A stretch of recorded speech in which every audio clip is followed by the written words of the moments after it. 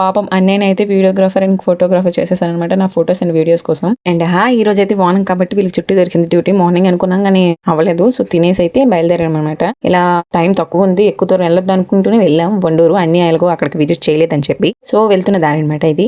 చాలా బాగుంది. మేము చాలా వర్షం వచ్చేస్తుందేమో, ఎక్కడ తడిసిపోతామని చెప్పి రెయిన్ కోట్స్ అన్ని ప్యాక్ చేసి పట్టుకున్నాం. నేను చేతిలోనే పట్టుకున్నా కానీ రాలేదు, లక్కీయే. ఇంకా దగ్గరకు వచ్చేసిన లొకేషన్ అనమాట. ఇంకా ఫైనల్ గా అక్కడికి వచ్చేసాం.